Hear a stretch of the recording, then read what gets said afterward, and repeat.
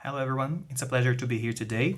My name is Eduardo Gasparelo and I represent the paper revealing the thermal quality of the Modernism and Legacies architecture, Marcos Acayaba's single-family houses in São Paulo.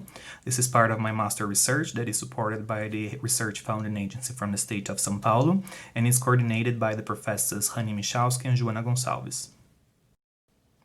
The Brazilian modernist architecture, developed between 1930 and 1964, had a special focus on questions related to comfort and environmental performance. In this scenario, building design aimed to respond to local microclimatic conditions, as well as to the cultural habits, following bioclimatic precepts.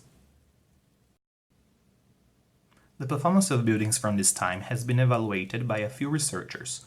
This paper shows the results from the performance assessment of 3 case studies designed based on the legacy of Brazilian bioclimatic modernism, continuing with the key strategies from the local environmental architecture. The value given by the architect Marcos Acayaba to design solutions related to the comfort of occupants and the quality of spaces makes him a key figure of his generation. This research aims to investigate the environmental performance and quality in 3 single-family houses designed by him in the city of São Paulo. The reason for this specific selection can be explained by the different materials and construction techniques applying their design. This also denotes a vast technological and constructive knowledge of the architect, which works the plasticity expression of his buildings based on the constructive techniques the best suit site demands, reinforcing the role of bioclimatic principles. The method is based on field work with continuous measurement of thermal variables. Besides the in-situ collected data, the architect and the residents were interviewed in order to complement the studies. The results from the 3 houses were analyzed in a comparative way and confronted with the comfort zone of 80% acceptability range for occupant control naturally conditioned spaces established by ASHRAE Standard 55.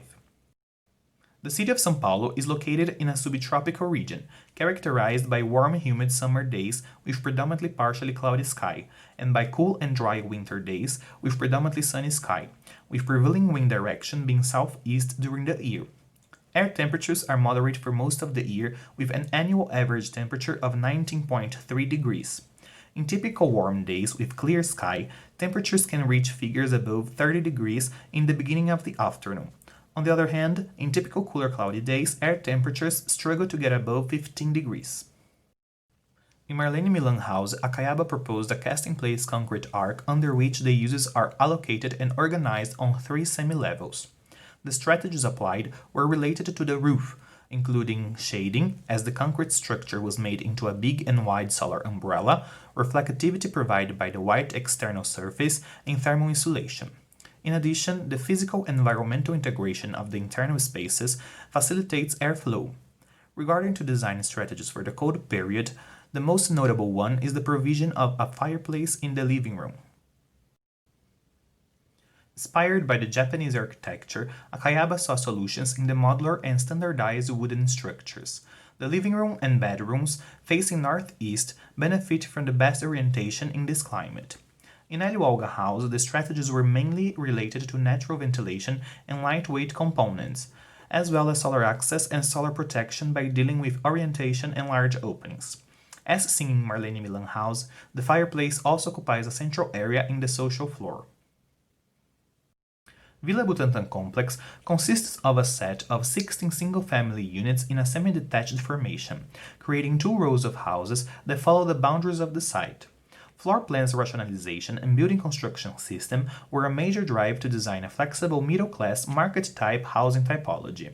In this residential complex, the main design driven was the adequacy of the semi-detached houses to the local topography, whilst for the building components, the material choice favored thermal inertia, coupled with large openings to control the ventilation and solar access, with movable external shading. One more time, a fireplace for the social floor as a strategy for the cold period was provided. Overall, the 3 case studies have a good response for warm periods. Almost all of the indoor air temperatures have complied with ASHRAE 55 comfort zone, with exception of a few hours in Hélio Olga House. During the warm period, when external temperatures do not get above 30 degrees, indoor air temperatures figure around 26 degrees in Marlene Milan House and in Hélio Olga House, and 24 degrees in Villa Butantan complex. When the outdoor values are higher than 30 degrees, the indoor air temperature can reach 28 degrees in Marlene Milan House, between 30 and 32 degrees in Hélio Olga House, and 26 degrees in Vila Butantan Complex. In the three cases, globe temperature is constantly below the air temperature. However, this difference decreases as the constructive materials are lighter and the solar radiation is available. For the cold period, none of them, with the windows closed, reached the 80% acceptability range. As seen in the image, in the coldest day with external temperatures around 14 degrees, indoor air temperatures figured around 19 degrees in Marlene Milan House, 15.5 degrees in Hélio Olga House, and 17.5 degrees in Vila Butantan Complex. It is important to highlight that these measurements were taken in places where temperatures could be increased by using the fireplaces provided in the design stage, although they were not used. The thermal quality in all of the three cases is unquestionable in the summer, with a few moments when the internal temperature reaches or exceeds the external one. On the other hand, whilst focus was put in dealing with the summer conditions, the winter performance was left with room for improvement. The adequate response to the summer conditions predominant over the year is directly related to the appropriate combination of multiple design strategies, and therefore to the design synthesis, bringing together building techniques, site conditions, and environmental strategies on a case-by-case basis, moving away from the idea of the optimum or predetermined solutions for the adequate environmental performance. Thank you very much for your attention, and special thanks to Marcos Akayaba for sharing his stories and knowledge. These are our email addresses. Feel free to write if you want it. Stay safe, and I hope to get together with you all in the next PLE edition. Thank you.